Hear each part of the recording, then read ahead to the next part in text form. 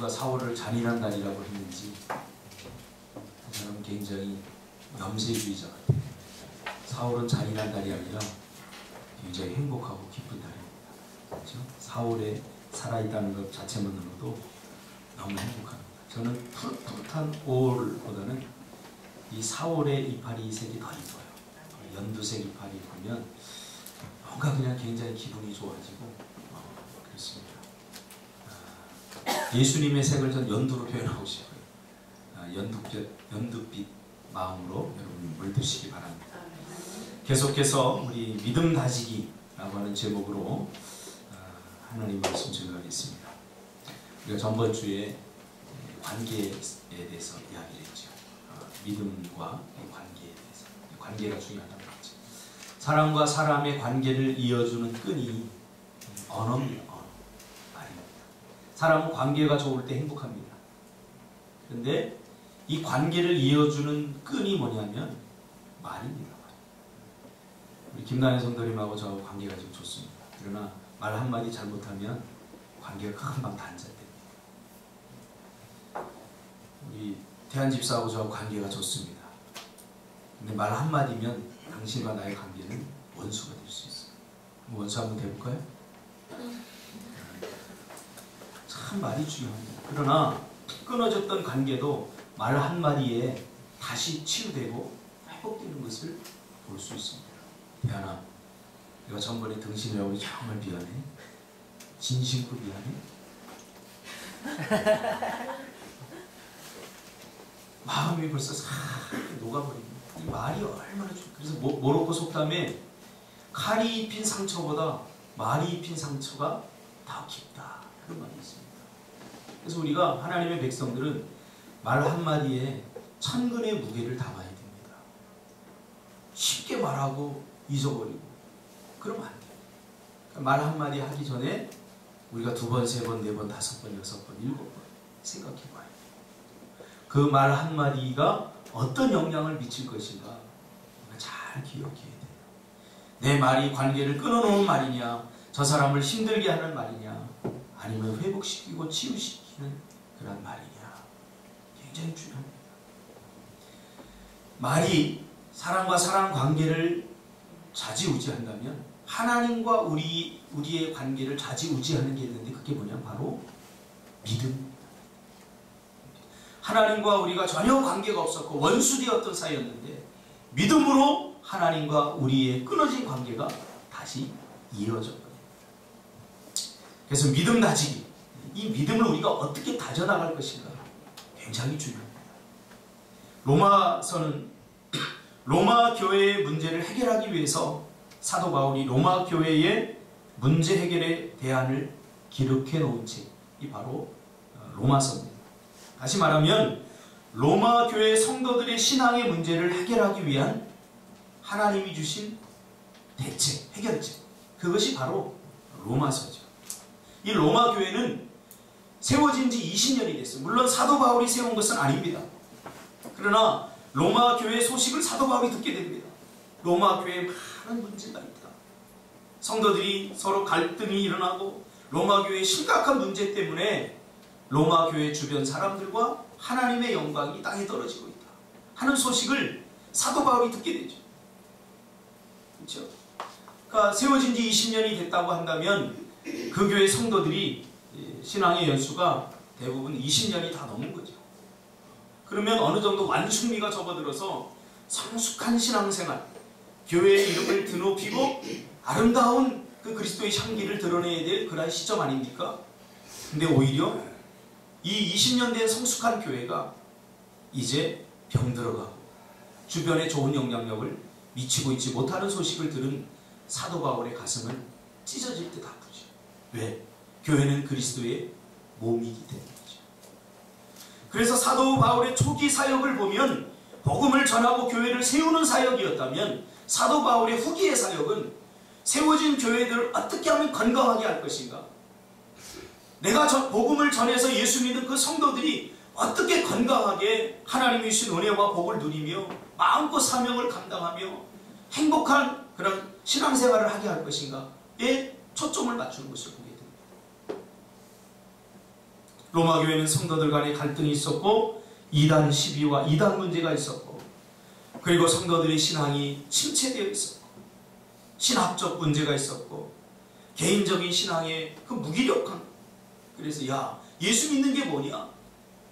예수 믿는 게 이렇게 힘든 거냐? 아무튼 문제가 많았어요. 이런 총체적인 문제에 직면하면서 이 소식을 듣고 사도 바울이 기도하기 시작하죠. 여러분, 항상 문제 해결의 시발점은 기도임을 믿으시기 바랍니다. 기도로 시작해야 돼요. 문제를 발견했을 때 우리는 이것을 어떻게 해결할까? 이것보다 더 중요한 건 일단 머리를 숙여 하나님께 도움을 구하는 거예요. 여기서부터 문제가 해결이 됩니다. 사도 바울도 이 로마 교회의 문제를 소식을 듣고는 기도합니다. 밤낮 없이 기도하며 하나님 앞에 그 해결책과 대안을 요구합니다. 그래서 하나님이 성령의 감동을 통해 주신 해결책을 기록해 놓은 책이 바로 로마서입니다. 그렇죠? 성경은 어떤 한 인간이 자기의 생각과 자기의 경험을 바탕으로 기록한 성경이 아닙니다.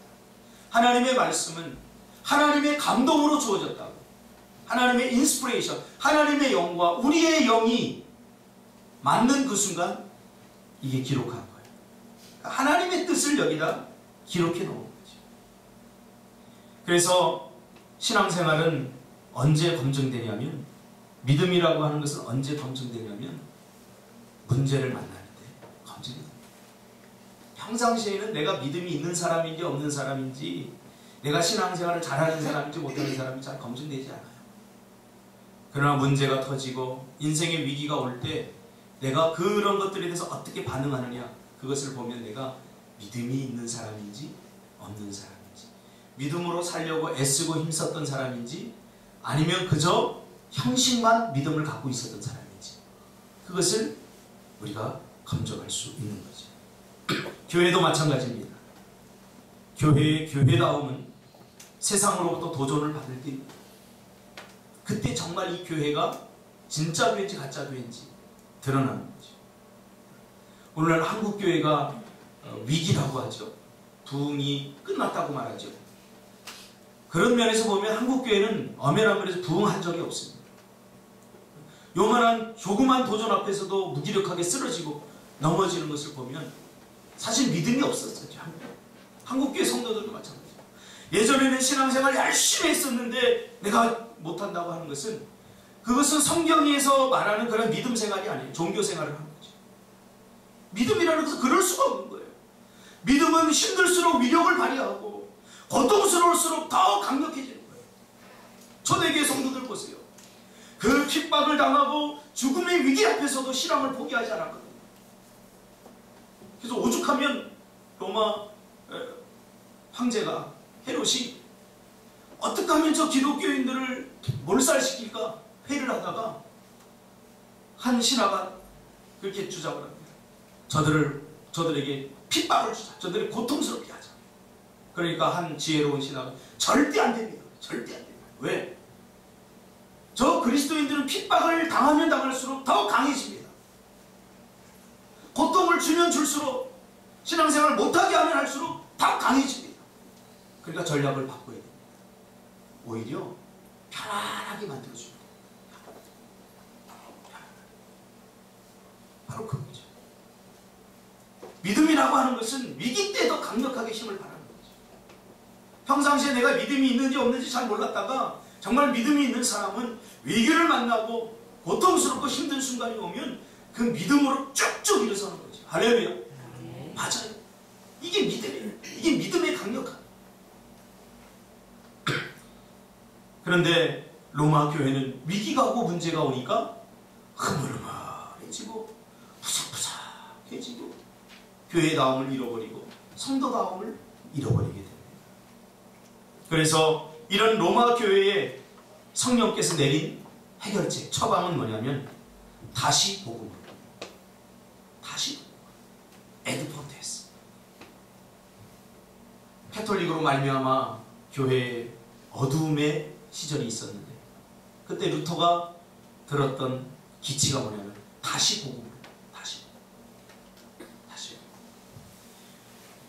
교회는 예수 믿은 사람들이 모여서 하나님의 뜻을 이루어 나가는 믿음의 공동체, 예수 믿는 사람들이 모여 이루어진 공동체이기에 교회에서 믿음을 빼버리면 세상 공동체와 다른 정체성을 가질 수가 없어요.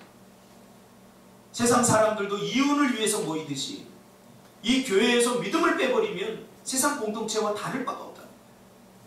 교회는 예수를 믿는 믿음의 사람들이 모여서 하나님께서 주신 복음의 사명을 이루어 나가는 그런 공동체인 거죠. 그래서 사도 바울은 해결책을 복음을 제시합니다. 로마서는 복음의 책입니다. 사도 바울은 복음에 대해서 설명합니다. 계속해서 복음에 대해 설명하고 복음과 관련이 있는 구원론에 관해서 이야기하다가 로마서 10장 10절에서 이렇게 이야기합니다. 예수 그리스도를 마음으로 믿어야 구원을 얻게 된다. 마음으로 믿어 의에 이르고 입으로 시인하여 구원에 이른다. 민주의 째려가 설교를 듣을 때 부드러운 눈으로 봐야지. 이해가 잘 안 되는 부분이 있어. 구원의 역사는 마음의 문제라는 거예요.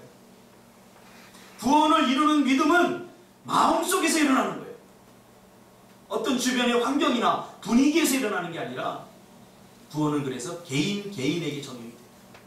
우리 엄마가 믿었기 때문에 내가 믿음을 가졌다는 것은 말도 안 돼요. 다 개인. 그래서 사도 바울은 구원은 마음으로 믿을 때 발생한다라고 이야기를 해주고 있는 거죠. 그러니까 생각해 보세요. 20년이 지난 교회에 신앙생활 20년 한 사람들에게 구원이라고 하는 것은 마음의 문제다. 마음으로 믿어야 된다라고 구원론을 다시 얘기하면 어떻겠어요? 거절감을, 그렇죠? 반감이 들지 않겠어요? 내가 예수 믿은 지 몇 년인데 지금 구원론을 얘기하는 거야. 나 이미 구원받았는데. 그러지 않겠어요? 참 이거 쉽지 않은 문제예요. 그러나 사도 바울은 감히 이 카드를 꺼내듭니다. 구원의 카드를.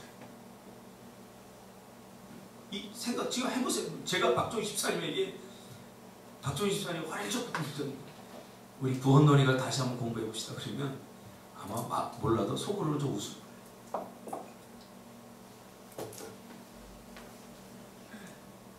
그러나 20년이 된 로마 교회에 그 문제의 근원은 구원론이 있었습니다. 마태복음 15장 6절에서 10절에서 예수님은 유대인들을 향해서, 유대인들을 대표하는 바리새인과 서기관들을 향해서 뭐라고 합니까? 이사야 29장 13절 말씀을 인용해서 이 백성이 입술로는 나를 존경하되 마음은 내게서 멀도다. 사람의 계명으로 교훈을 삼아 가르치니 나를 헛되이 경배하도다. 자, 로마 교회의 문제를 정확히 통찰하고 있는 거죠. 로마 교회 성도들은 입술로는 하나님을 존경했지만 마음은 하나님에게서 멀었어요. 그리고 사람의 계명으로 교훈 삼아서 그들에게 가르쳤어요. 이런 현상이 로마 교회에 그대로 적나라하게 다 나타나는 거죠. 마음이 없는 관계, 형식만 남아있는 관계. 참 얼마나 비극적입니다. 하나님은 당신의 백성들의 마음과 하나님의 마음과 마음이 통하는 사이가 되기를 바랍니다. 두 부부가 마음이 떠나면 이미 끝나요. 형식적인 관계만 남는 거예요. 그렇지 않겠습니까? 거기에 무슨 따뜻함이 느껴지겠습니까? 거기에 무슨 행복이 느껴지겠습니까? 마음이 떠나면 이미 다 끝난 거예요. 형식은 그렇게 중요하지 않습니다. 사람과 사람 관계도 마찬가지예요. 저 사람에게 상처받고 내 마음이 이미 그 사람에게서 떠나버리면 이 관계는 그런 형식만 남은 거지 더 이상 희망이 없어요. 신앙생활은 마음으로 하는 겁니다. 우리의 마음의 전심을 하나님 앞에 깨뜨려 드리는 거예요. 이미 하나님은 우리에게 그렇게 했잖아요. 하나님은 이미 우리에게 당신의 마음을 전부 다 주셨어요. 우리에게 하나님 상처받았잖아요. 하나님 우리를 믿어줬지만 우리는 하나님을 배신했잖아요. 하늘아, 이 의미가 뭔지 넌 잘 알지? 마음을 다 주었다가 받은 상처. 하늘아, 너 무슨 의미인지 알지? 이런 사람은 몰라도 하늘이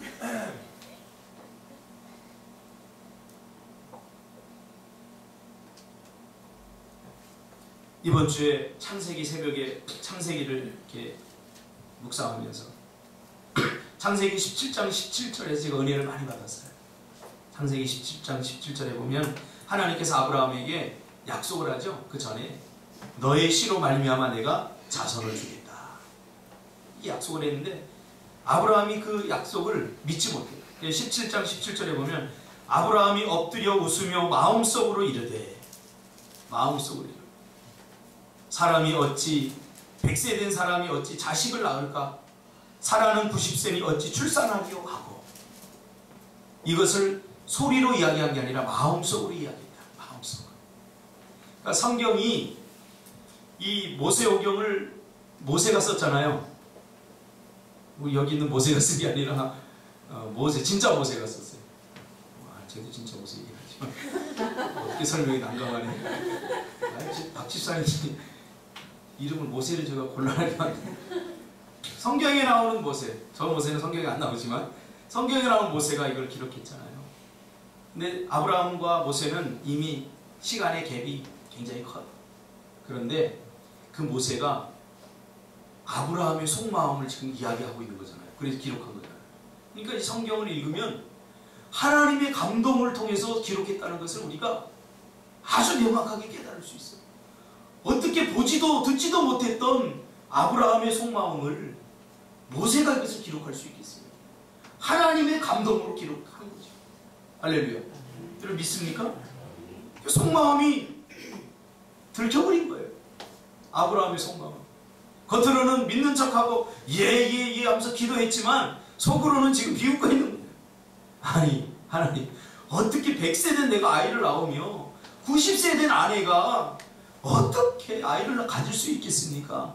하면서 비웃었죠. 비웃었죠. 그래서 하나님은 소심한 복수를 하죠. 어떻게? 너 비웃어 이놈? 그러면서 이삭이라고 줘라. 아들. 이삭. 웃음. 그러니까 이삭을 볼 때마다 내가 비웃었지 하나님. 이걸 깨닫게 돼요. 이삭을 볼 때마다 내가 하나님 비웃었어. 내가 하나님. 야 이삭아, 아이고 내가 하나님 비웃었어. 하나님이 소심한 복수를 하는 거죠. 그러자 하나님께서는 창세기 18장에 천사 2명을 데리고 믿지 못하는 이 아브라함에게 친히 마물의 상수리 나무가 있는 곳으로 찾아가서 하나님을 자신을 직접 계시하시고 자신을 보여주면서 5절에 뭐라고 합니까? 그 하나님을 만났어요. 그 하나님은 자신을 계시할 때만 우리가 볼 수 있는 거죠. 세상 종교와 우리 기독교가 다른 건 뭐냐면 우리 기독교는 하나님이 우리를 찾아오신 거예요. 우리가 찾은 게 아니라. 세상 종교는 사람들이 신을 찾아가죠. 그러나 기독교는 하나님께서 우리 인간을 찾아오셨어요. 인간의 몸을 입고. 그렇죠? 믿음을 주려고 믿음이 없는 아브라함에게 나타나 찾아갑니다. 그때 아브라함이 그것을 알아차리고 하나님의 은혜로 알아차리고 뭐라고 합니까? 내가 떡을 조금 가져오리니 당신들의 마음을 상쾌하게 하신 후에 지나가소서. 마음을 상쾌하게 하신. 이제 하나님의 마음이 좀 상했다는 것을 아브라함이 아는 거예요. 내가 믿지 못하니까. 여러분 생각해 보세요.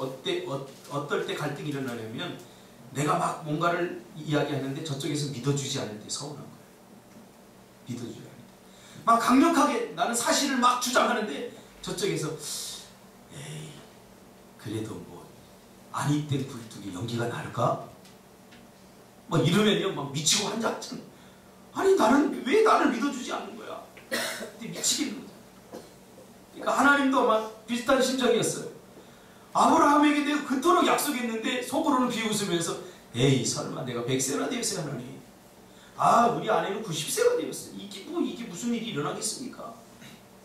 하고 비웃음으로 하나님의 마음을 상하게 했는데 아브라함이 이제 육신의 몸을 입고 찾아오신 그 하나님을 보면서 이제 내가 잘못했구나 하는 것을 깨닫고 그의 마음을 상쾌하게 하기 위해서, 그렇죠?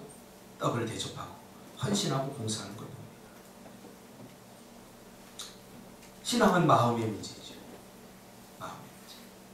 잠언 21장 2절에 보니까 사람의 행위가 자기 보기에는 모두 정직하여도 여호와는 마음을 감찰하시느니라.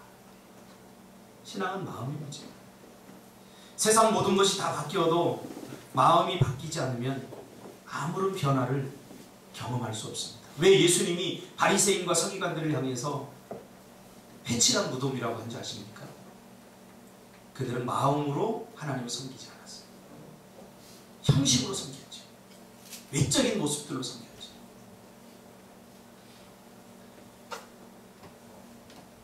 예수 믿음은 세상으로 향했던 마음을 하나님께로 돌려 하나님께 마음을 두고 살아가는 것이 신앙생활입니다.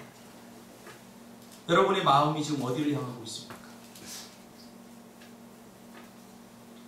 참 설교할 때마다 조투수 얼굴 보기가 민망해요. 제가 못 알아듣는데 이렇게 눈을 이렇게 아이 컨택하고 쳐다보는 걸 보면 태안이보다 100배 더 못 알아듣는데도 쳐다보는데 조투수에게 하나님의 은혜가 있을지어다. 저렇게 한국말을 배워서 이 말씀을 좀 알아들었으면 좋겠습니다. 로마서 12장 2절에 보니까 너희는 이 세대를 본받지 말고 오직 마음을 새롭게 함으로 변화를 받아. 어떻게 해요? 마음을 새롭게 함으로 변화. 아무리 교회 다녀도 20년, 30년, 40년, 100년, 1000년을 다녀도 마음이 새로워지지 않으면 예수 믿음의 변화를 절대 경험할 수 없습니다. 마음을 새롭게 해야 됩니다. 마음으로 믿지 않으면 아무것도 믿은 것이 아닙니다. 그러므로 이 로마 교회 성도들 가운데 그런 사람도 있었을 것 같아요. 그래, 네가 믿으니까 나도 믿고 네가 교회 가니까 나도 가고, 그러다 보니까 시간이 지나면서 교회에서 어떤 역할을 하게 되고, 이러다 보니까 신앙생활한 지 20년이 됐는데 그러나 위기가 오고 문제가 오고 보니까 구석구석에 다 쓰러져 버립니다. 사도 바울이 얼마나 안타깝겠어요. 믿음이라는 건 이런 게 아닌데. 그래서 다시 구원이라고 하는 것은 마음의 문제다. 마음의 문제다. 마음으로 믿지 않고 마음을 하나님께 주지 않으면 이건 믿음이라고 말할 수 없다. 그래서 마음으로 믿어 의에 이루고 입으로 시인하여 구원에 이른다고 그렇게 지금 고백하고 있는 것입니다. 마음으로 믿지 않으면 구원의 역사가 일어나지 않습니다. 마음으로 믿은 것만 하나님은 구원받음의 조건으로 인정해 주신다는 사실입니다. 자, 그러면 마음으로 믿으라고 하는데 도대체 마음이 뭔지 알아야 되잖아요. 저는 이런 설교를 들을 때 어릴 적부터 설교를 많이 들어왔기 때문에 궁금증이 생겨요. 마음으로 믿으라고 하는데 그럼 도대체 마음이 뭐지? 하고 찾아가서 물어보면 너 마음 몰라? 너 마음 이것만으로 저는 해결이 안 되더라고요. 마음은 우리 대충 알잖아요. 마음이 어디 있어요? 민지 마음이 어디 있어? 근데 미국 사람들 마음이 여기 있다고 생각해. 마음이 어디야? 그럼 이렇게 다 생각이 달라요. 우리나라 사람들은 마음이 여기 있다고 생각하죠. 그 마음은 도대체 어디 있는 거예요? 마음으로 믿으라고 그랬는데 뭐로 믿으라는 거예요? 그래서 제가 마음 연구를 하기 시작했어요. 마음 연구.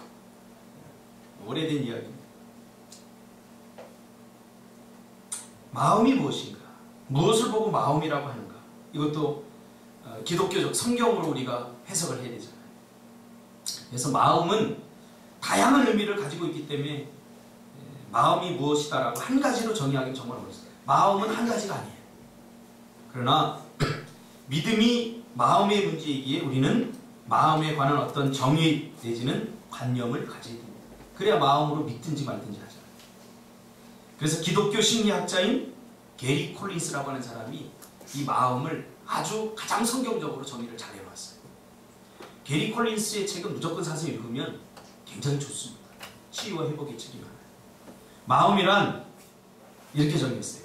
사고, 학습, 문제 해결, 의지, 인식, 집중, 기억, 주의, 어텐션, 그리고 사상과 감정의 경험 등을 포함한 우리의 정신활동의 총체다. 듣기만 해도 막 복잡하죠. 더 힘들죠.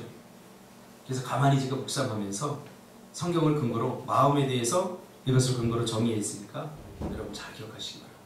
이게 마음이에요. 마음이란 사람의 생각과 지식, 감정을 통틀어서 마음이라고 해요. 쉽죠? 지금 게리 콜린스가 여러 가지 나열한 건 이 세 가지는 다 들어가 있어요. 마음이란 사람의 생각과 지식, 그리고 감정을 통틀어서 마음이라고 한다. 그러니까 우리가 예수를 믿을 때 지정의가 다 사용되잖아요. 지식적으로는 예수 그리스도께서 행하신 모든 그 일들에 대해서 정보를 받아들이고, 그렇죠? 감정적으로는 그것에 동의함, 맞아, 예수님이 우리의 구세주야. 그리고 의지적으로 결단하는 거죠. 나는 예수 믿을 거야. 이 하나님을 믿을 거야. 이게 마음이라는 거야. 이 모든 것들이 다 활동한다는 거죠. 그러니까 마음으로 믿어라는 말은 생각으로 믿고, 지식적으로 믿고, 감정적으로 다 믿는다는 거예요. 생각은 믿는데 감정적으로 믿어지지 않고, 감정으로는 막 믿는데 생각으로 믿어지지 않고, 이거 아니라는 거예요. 생각도 지식적으로도 감정적으로도 다 믿으라고 말해요. 그러므로 믿음이 다져지고 더 견고해지려면 우리의 생각이 다져져야 돼요. 그 스코펙이라고 하는 사람은 원죄를 생각의 게으름으로 봤어요. 우리는 너무나 단순하게 생각해요.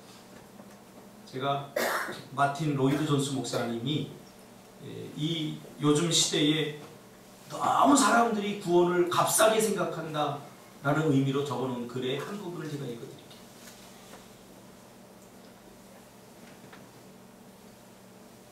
육신의 정욕을 죽이고 세속적인 마음을 십자가에 못 박고 마귀를 물리치고 매일 죄에 대해 죽고 의에 대해 살며 온유하고 겸손한 심령을 유지하고 믿음과 순종과 인내의 충실을 실천하고 올바르고도 친절하고 자비롭게 살아가는 것, 한마디로 그리스도를 본받아 그리스도인다운 삶을 사는 것은 타락한 인간 본성에 내재한 힘만으로는 도저히 불가능하다. 그러나 그런 일이 매우 간단해 보이는 이유는 이 세대가 구원의 신앙의 참된 본질에 대하여 무지하기 때문입니다. 그러니까 예수 믿으면 구원받아. 그러니까 믿어. 그래? 난 믿어볼까? 마치 구원이 자기에게서 일어나는 거라고 착각해요. 절대 그렇지 않습니다. 그래서 구원신앙은 그리스도께서 나를 위해 죽으셨다라는 사실을 믿는 것 이상의 의미를 지닙니다. 다시 말하면 우리가 요거를 놓치고 있는 거예요. 마음으로 믿어 의에 이르지만 그러나 자신의 마음과 삶을 예수 그리스도의 통치에 온전히 복종시키는 것까지 포함합니다. 믿는 건 잘하는데 복종은 잘 안 해요. 우리가 정말로 예수 그리스도를 믿는다면 우리의 온 생애와 우리의 모든 것을 그리스도의 말씀에 복종시켜요. 근데 요즘 믿음만 강조하다 보니까 믿으면 돼, 믿음. 그러니까 믿음이 마치 자기 안에서 일어나는 거죠. 그렇게 착각해요. 아니, 복종시켜요. 그래서 우리의 생각을 다져야 돼요. 우리의 지식, 이성을 다져야 돼요. 감정이 다져져야 돼요. 저는 상담을 하면서 많은 그리스도인들이 감정에 휘둘려서 내가 정말 구원받은 사람인가? 이렇게 헷갈려하는 사람 많이 봤어요. 감정이 쫙 다운돼가지고 마치 구원받은 것 같지 않은 그런 감정을 경험하는 것을 많이 봤어요. 감정 중요합니다. 지식도 마찬가지예요. 지식적으로 탁월한 사람들은 지식적으로 이해가 되지 않으면 구원에 관해서 계속 퀘스천 마크를 붙이는 걸 좀 많이 봤어요. 정말 하나님은 살아있는 것 같은데, 정말 하나님 살아있는 것 같은데 이건 이해가 안 돼. 그러면서 지식적으로 접근해요. 그리고 아무리 예수를 믿으려고 해도 예수를 믿음으로 고백했으면서도 여전히 생각은 부정적인 생각으로 가득 차 있어요. 비성경적인 생각으로 가득 차 있어요. 그러니까 구원을 받고도 구원이 주는 기쁨과 감격을 누리지 못하는 거예요. 그래서 잠언 4장 23절은 모든 지킬 만한 것 중에 더욱 내 마음을 지키라고 했어요. 그러면서 생명의 근원이 이에서 납니다. 도대체 여러분 이 성경을 읽을 때 무슨 생각을 하면서 읽으세요? 마음을 지키라는 것은 구원을 지키라는 거예요. 하나님께서 우리에게 값없이 주신 생명력, 그 생명력 있는 구원의 감격과 기쁜 삶을 마음으로 지켜내는 거예요. 감정적으로 너무 쉽게 흔들리지 말고, 다져지지 않았기 때문에. 오늘은 날씨가 좀 우울하니까 굉장히 기분도 우울하네요. 이 환경에 따라서 내 마음이 흔들리는 거죠. 분위기. 지금 사도 바울이 로마 교회 성도들을 향해서 야, 너희들 그렇게 분위기에 의해서 자꾸 흔들리냐? 믿음을 좀 다지라 이렇게 얘기해요. 다지라. 뿌리 깊은 나무는 흔들리지 않잖아요. 좀 다지. 마음이 건강하지 못한 사람들은 절대로 온전한 신앙과 믿음을 가질 수 없습니다. 또한 아무리 구원받았다고 할지라도 하나님의 구원의 역사를 온전히 경험하고 누리려면 마음의 건강이 굉장히 중요합니다. 생명의 근원이 이에서 납니다. 삐뚤어진 마음, 건강하지 못하고 병든 마음, 삐딱한 부정적인 마음, 이거는 하나님께 주시는 구원의 감격을 온전히 누릴 수 없다. 마음을 새롭게 함으로 변화를 받으라는 이 사도 바울의 말에는 굉장히 중요한 의미를 담고 있습니다. 결국 믿음도 지켜내는 겁니다. 믿음은 하나님께서 우리에게 값없이 선물로 주지만 그러나 그 믿음을 지켜내는 것은 나의 믿음의 도전. 믿음은 항상 도전을 받고 지켜내지 못하면 믿음은 무너지게 되어 있습니다. 여러분 말씀을 한 달만 안 들으면요 믿음이 떨어져 버려요. 믿음이 무너져 버려요. 어떤 생각까지 드는 줄 아세요? 저는 이렇게 상담을 하면서 신앙생활을 한 지 오랜 사람들로 하여금 충격적인 고백을 들을 때가 많아요. 정말 하나님 살아계셔요? 이 믿음을 지켜내지 못해서 그래요. 믿음은 말씀을 자꾸 듣고 말씀으로 말미암아 우리 믿음이 강화되고 또 그 말씀을 붙잡고 우리의 삶에서 살 때에 하나님이 살아계시구나 순간순간 경험하고 믿음이 강화되고 우리가 기도할 때 기도를 들어주시는 하나님, 불가능을 가능케 하는 하나님, 내 삶에 깊이 개입하셔서 역사하시는 하나님과의 그 아름다운 스토리를 통해서 내 믿음이 강화되는데 말씀과 믿음으로 살지 않으니까 시간이 흐르면서 믿음이 자꾸 무너져 버리는 거예요. 여리고성 무너지지. 그러니까 어떤 생각까지 드냐? 하나님이 정말 살아계셔요.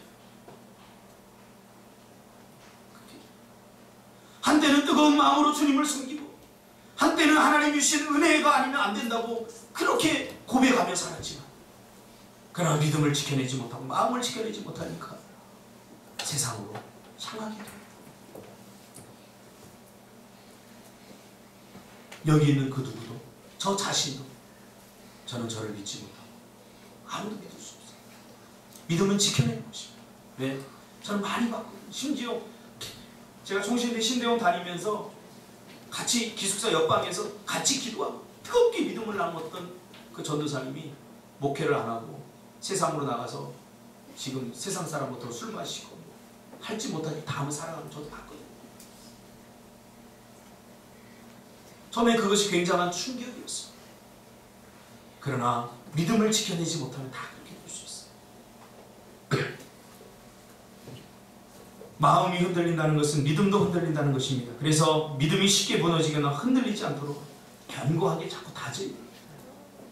그래서 하나님은 여호수아에게 뭐라고 그랬습니까? 마음을 강하게 하고 담대하라. 이 말은 뭐예요? 믿음을 강하게 하고 담대하라고. 여러분 다지시길 바랍니다. 사단은 순간순간 우리에게 의심의 영을 불어넣어서 믿음의 마음을 흔듭니다. 말과 환경과 상황을 통해서.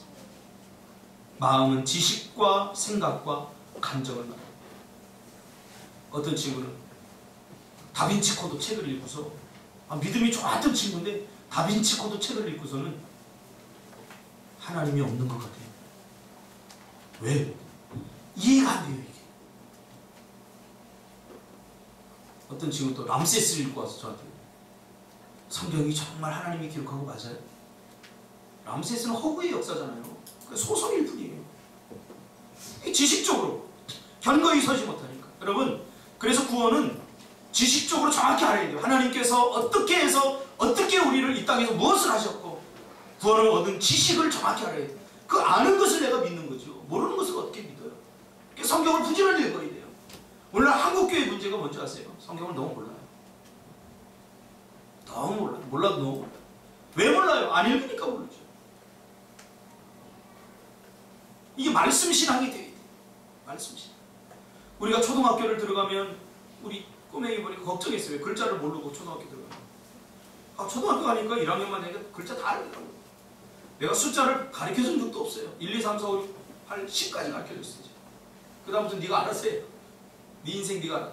그러니까 뭐 100, 1000 요새 다 더하기 빼기 다 잘해요. 딱 보니까 초등학교 번역을 참 잘했다. 초등학교에서 뭘 가르치는지 알아요. 오늘날 성도들은 그렇지 않아요. 교회에서 별로 배우지 않아요. 저 도대체 뭘 배워요? 모르니까 이 신앙생활이 건강해집니다.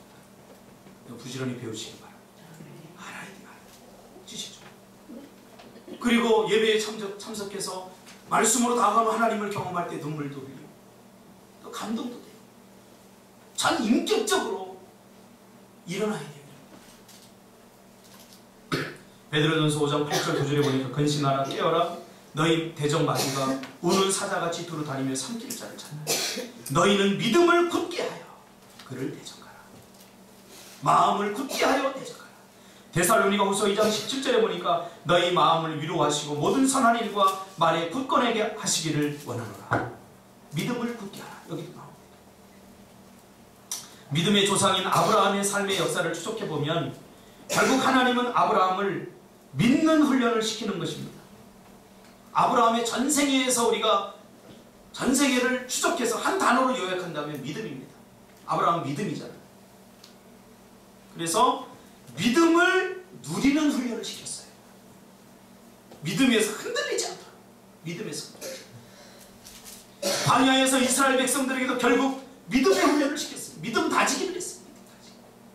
믿지 못하고 의심하니까 또 믿게 하고, 믿지 못하고 또 의심하니까 불신하니까 또 믿게 하고, 그래서 믿음을 계속해서 다졌어요. 중요한 게 뭔지 아세요? 이 과정에서 방향입니다. 믿어지지 않는다고 돌아서 애굽으로 가면 끝나버립니다. 그러나 이스라엘 백성들의 방향은 가나안이었거든요. 저도 신앙생활을 해보니까 이 믿음의 여정 속에서 의심될 때 있어요. 안 믿어질 때도 있어요. 솔직히 고백합니다. 지금은 아니지만 제가 예수 그리스도를 믿고 구원을 받았다고 확신을 하고 살아가는 여정 속에서도 여전히 하나님을 이해할 수 없을 때가 많았습니다. 그러나 그렇다고 나는 방향을 돌아서 애국으로 가진 않았어요. 여전히 그 믿음의 방향에 서서 하나님 가르쳐달라고, 이게 어떻게 된 거냐고 그 방향을 포기하지 않으니까 하나님께서 시간이 흐른 후에 이게 믿음 다지기였구나 생각해 보세요. 요셉이 꿈 때문에 형제들에게 배신당하고 애굽으로 팔려가고 감옥에 들어가고, 이게 도대체 이해가 됩니까? 그러나 요셉은 믿음의 방향을 포기하지 않았어요. 그러니까 나중에 다 이해가 되잖아요. 그래서 뭐라고 그랬어요? 이 모든 과정이 하나님께서 나에게 믿음을 다지기 위한 과정입니다. 그러면서 자기 형제들을 미련 없이 용서해 주잖아요. 믿음을 다지기 위한 과정입니다. 여러분, 고난이 있습니까? 힘듦이 있습니까? 뭐 때문에 힘드십니까? 기도 응답이 안 돼서 힘듭니까? 아니면 내가 원하는 대로 되지 않아서 힘듭니까? 이 모든 과정이 다 믿음 다지기 과정입니다. 이게 스토리입니다. 잘 되기만 하면 무슨 스토리가 구성되겠습니까? 김태한 집사 몇 년도에 예수 믿고 다 잘 됐다. 이 한마디면 끝나. 요셉 하나님의 믿음이 다 잘 됐다. 이게 무슨 감동을 주냐? 그러니까 요셉의 스토리가 감동인 것은 그가 믿음 다지기를 했기 때문에 하나님 우리에게 감당하는 시험밖에 주지 않습니다. 할렐루야. 감당할 수 있어요. 이때 믿음의 방향에서 돌아서면 안 돼요. 아브라함 보고 뭐라고 합니까? 히브리서 기자가 바랄 수 없는 중에 바랐다. 아브라함의 믿음을 보세요. 점차 다지면서 올라가요. 꾹꾹 누르시기를 바랍니다. 할렐루야. 눌러야 돼요. 지금 뭐 당장 안 되냐고. 내가 어제도 민지 집사한테 내가 그랬어요. 내적 치유를 하면서, 관계 리더십을 하면서, 하나님께서 너에게 지금 당장 왜 1,000억을 안 주는지 아니야? 본인 알고 있더라고요. 그거 주면 죄 짓는 데 쓰고, 이게 뭐 하나님의 영광이 되지 못할 건데 안 주는 거야. 다제 실력을 키우라는 거야. 그만하시고. 요셉의 스토리, 이삭의 스토리. 믿음은 내용이 있어야 되는 것 아닙니까? 신앙은 이 믿음 위에 서죠. 그래서 신앙은 자꾸 훈련되죠. 훈련은 뭐예요? 자꾸 반복해서. 반복을 두려워하지 마세요. 제가 설교를 또 자꾸 한 것도 하고 한 것도 하고 그래도 여러분 지겨워하지 않기를 주님의 이름으로 축복합니다. 지겨워 저거 또 듣네. 많이 들어보면 아니에요. 왜? 어제 한 설교지 오늘 한 설교는 아니잖아요. 어제와 오늘은 삶의 배경과 정황과 다 달라졌거든요. 그러니까 어제 한 설교 오늘 똑같이 하더라도 이것은 이미 다른 설교예요. 내 삶의 정황이 달라졌기 때문에. 어제까지만 해도 아무 일이 없었는데 오늘은 나에게 위기가 올 수 있거든요. 그때 이 말씀은 완전히 새로워요. 할렐루야. 예. 그래서 우리 성도님들 인생의 어떤 순간도 단 한순간도요 하나님은 우리에게 헛되게 주는 순간이 없어요. 제가 목회를 8년 동안 하면서 느낀 게 있고요. 때로는 교회를 떠나면서 저에게 상처를 주고 간 것도 있어요. 그때는 믿고 그때는 심리도 못 가 정말 발뼈 나라 이런 마음도 있었고 그랬지만 지금 생각해보면 다 나에게 감사한 사람. 정말 저는 마음으로 그렇게 하나님 앞에 고백을 해요. 나한테 정말로 감사하다. 내 교만을 꺾기 위함이고 내가 그 사람의 말이 아니었다면 내가 내 정말 이 자존심 교만이 어떻게 꺾어졌을까? 그분 때문에 내 교만이 꺾어졌어요. 저는 개척교회 목사인데 개척교회 목사가 아닌 줄 알았어요. 아유 개척교회 지긋지긋해 하고 나가는 걸 그 소리를 듣고 아 나는 개척교회 목사지. 큰 교회 선지고 부교육자 생활 해봤어요.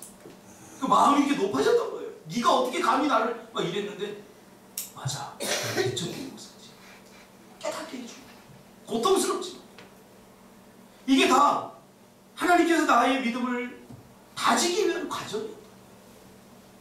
때로는 정말로 쌀이 떨어져서 요즘 시대에 무슨 쌀이 떨어져 그렇게 생각할지 모르지만 쌀이 떨어져 봤어요. 먹을 쌀이 없어요. 쌀이 떨어졌는데 청년들 통닭 시켜 먹는 거 보면서 화가 났어요. 저 새끼들 저거. 목사님 쌀이 떨어져 밥 먹을 게 없는데 집에 통닭 시켜 먹는 거. 저거 헌금하면 우리 쌀 사 먹을 텐데. 별 생각이 다 들어요. 그래도 한마디 안 했습니다. 왜? 그것을 통해서 하나님 내 믿음을 다지는 것을 제가 보았기 때문에. 그래서 그 순간에 제가 기도했어요. 하나님 도와주세요. 전기세가 나왔는데 9,900원이 나왔는데 전기세 9,900원 나올 돈이 없어서 이거 어디서 10,000원을 어디서 구나? 지금 생각하면요 힘들었어요. 근데 그 10,000원 때문에 내가 돈의 소중함을 알았다니까요. 그 10,000원 낼 게 없어 집사람 걱정하는 거예요. 전기세 10,000원 내야 되는데 이거 어떡하지? 저 그 전까지 돈 많은 돈으로도 여기지 않았어요. 성도들의 헌금 하나가 소중하게 느껴져요. 이게 뭐예요? 다 다졌기 때문에, 다져졌기 때문에. 다져지지 않고 교만해집니다. 여러분이 원하는 대로 여러분의 인생이 펼쳐지지 않는다고 낙심하지 마세요. 다지시길 바랍니다. 나 같은 사람에게 1,000억을 주면 지금 당장 주면 아이고 난 목회 그만둘 거야 지금 당장. 그러니까 하나님 나한테 1,000억을 안 줄 거야. 하나님한테 그랬어. 하나님 나한테 1,000억 주지 마세요. 나 1,000억 주면 나 목회 안 할 거예요. 정신 차릴 때까지 가난하게 해주세요. 제가 가끔 그렇게 기도해요. 진짜. 집사람 째립니다. 여러분 하나님께서 주신 것 감사함으로 받은 버릴 것이 없습니다. 자꾸 내일을 살지 말고 오늘을 사시기 바랍니다. 오늘이 가장 행복한 날이고 오늘이 가장 축복된 날이고 지금이 힘들고 어려울지라도 지금 감사하지 못하면 내일은 절대 감사할 수 없습니다. 그러나 오늘 감사하면 내일도 감사할 일이 생깁니다. 기도하겠습니다. 하나님 감사합니다. 우리의